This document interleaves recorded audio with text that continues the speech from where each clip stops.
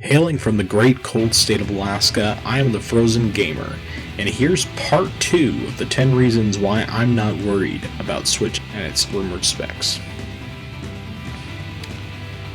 Number 5. Unreal Engine 4 works on Switch, and it's scalable. Now, if the Switch is as weak as it's being reported, it doesn't change the fact that Unreal Engine 4 has already been confirmed to run on the system.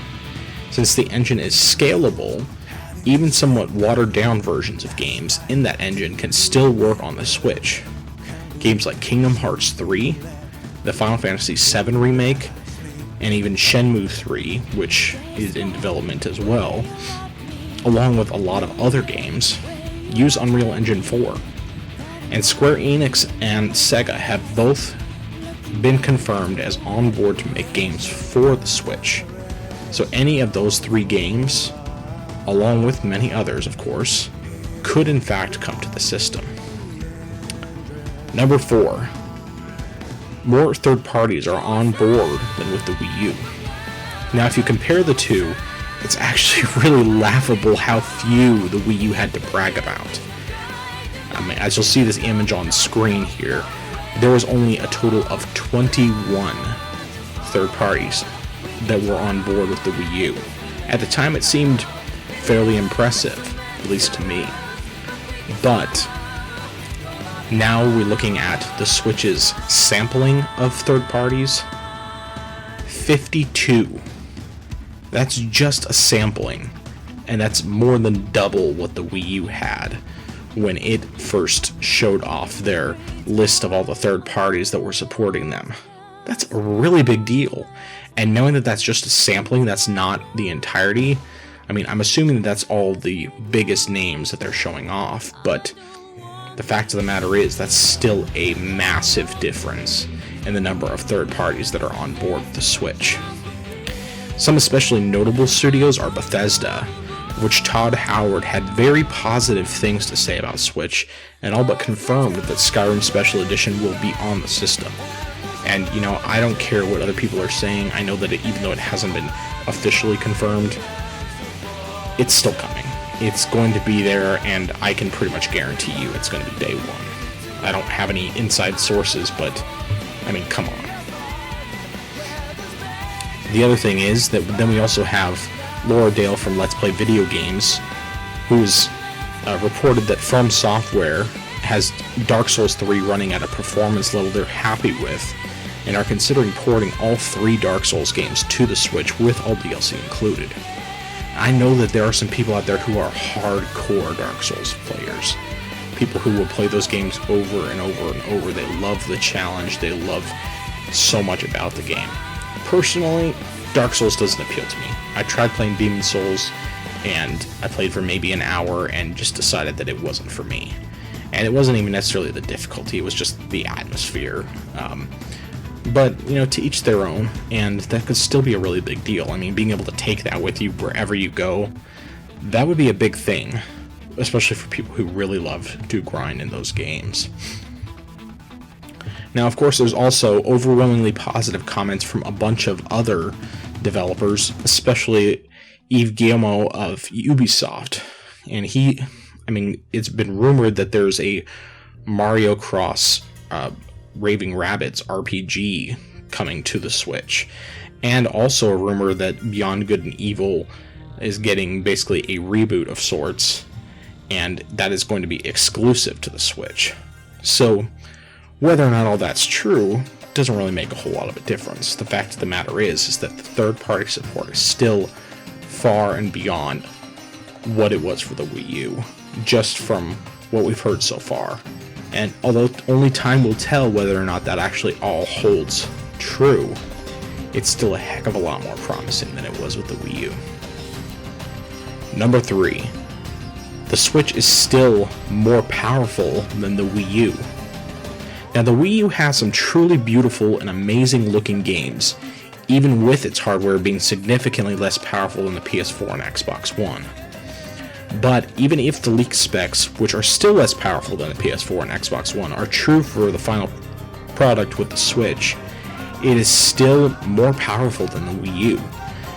The Wii U only had 360 gigaflops. The Switch has 1 teraflop. That's 3 times, or nearly 3 times anyway, the amount of teraflops, flops.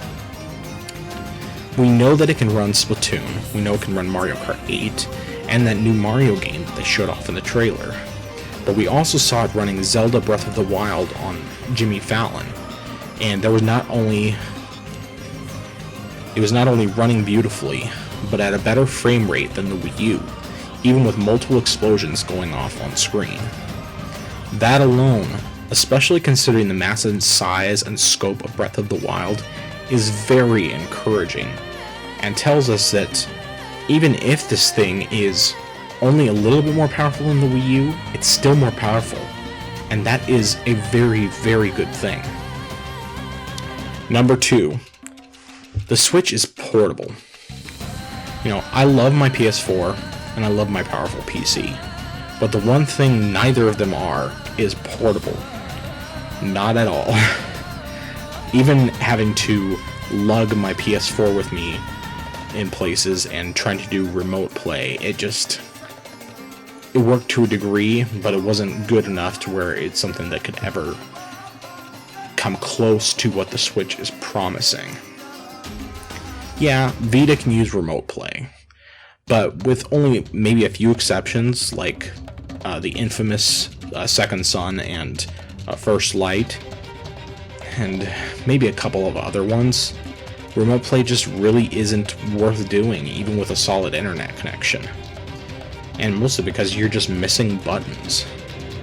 But since the Switch is actually portable and gives me the option to play my console games wherever I go without needing to lug around a separate console, which I actually did do with the Wii U, so that I could play in the car or on a plane or in an airport, things like that, at work, when I had the option to do that. I have a lot more motivation to buy the games for the Switch because I'm not tied to a TV or a PC monitor, but I still have the option to connect to either of those if I want to. And the number one reason why it is that I'm not concerned about the rumored specs for the Switch are that it has Nintendo games. At the end of the day, the reason anyone buys a Nintendo console is for the first-party titles. Zelda, Mario, Mario Kart, Splatoon, Smash Brothers, and numerous others, including the likely comeback, and I believe it is likely, that Metroid will come back, Animal Crossing will come back, Xenoblade will come back, and if new rumors are to be believed, that could actually be already in development. And Bayonetta, getting a third game. And all of those things are likely to drive people to the system. And if Pokemon is actually coming to the Switch, and that seems really likely, especially based on comments we got from the president of the Pokemon Company earlier this year, it's going to sell way more units than it would otherwise. Especially if it ends up being a true mainline Pokemon game, such as Pokemon Stars, which is the rumor. And if Nintendo brings in a solid virtual console this time around, unlike the pitiful one of the Wii U, especially if that also includes GameCube games, which people have been requesting for quite a long time, they could have even more of a winner. So those are all the reasons why it is that I'm not worried about what the Switch's specs are. Even if the rumors are true, the Switch could still be an amazing system and could still sell extremely well. Only time will tell what's actually going to happen with the system. I was optimistic about the Wii U, and unfortunately it failed miserably, and I loved the system too. But the Switch just is so much more promising than the Wii U. The Wii U, it was more like, I enjoy the system. The Switch, I see it as something that could most definitely do so much better than the Wii U ever did. And all because of the fact that it is just a better system. So those have been my top 10 reasons why I'm not worried about the Switch's specs. This has been the Frozen Gamer, and I will talk to you guys next time.